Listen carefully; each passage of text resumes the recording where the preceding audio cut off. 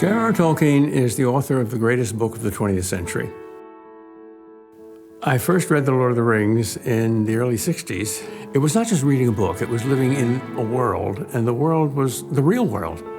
When I closed The Lord of the Rings, I didn't get the impression that I was moving from a less real world into a more real world, just the opposite.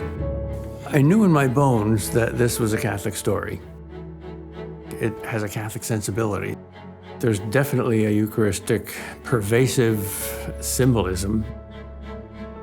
Tolkien was Catholic from, he says, the age 8 up.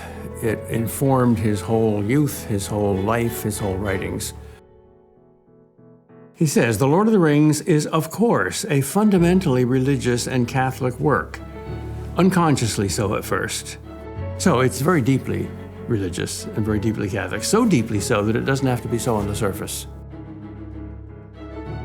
Tolkien's Catholicism was very Eucharistic all of his life. He says in one of his letters, the only cure for sagging or fainting faith is communion. He was Eucharistic to the core. And he writes in a letter to his son a remarkable thing. Out of the darkness of my life, so much frustrated, I put before you the one great thing to love on earth, the Blessed Sacrament. There you will find romance, glory, honor, fidelity, the true way of all your loves upon earth. In other words, the Eucharist is the meaning of life. Nothing less.